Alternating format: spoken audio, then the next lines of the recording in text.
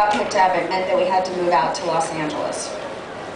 My mom was not ready to leave New York, and I had a brother who was 10 years younger than I am, so he was 1 at the time, actually. And my mom said, you know what, you guys go for this first season, because we don't know if the show's going to be a success, and if it's not a success, then we'll still have our home in New York, and you guys will come back. So my dad and I had a year together by ourselves in Los Angeles. And it was the first time we'd ever spent that much alone time together. And my dad was a Brooklyn Dodgers fan who, when the Dodgers left New York, was heartbroken, like every other little boy. And out of spite, became a Yankees fan. Yeah. Yes. Yeah. He just switched leagues, even. Yeah.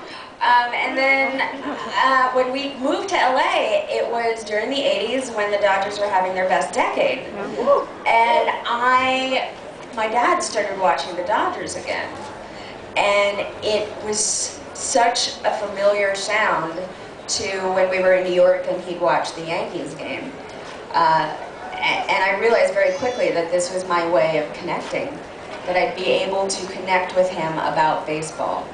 And we have that bond to this day, which is, it doesn't matter what's going on in my life, where I am, where my work takes me, how much distance is between us, whether in time or, logistically.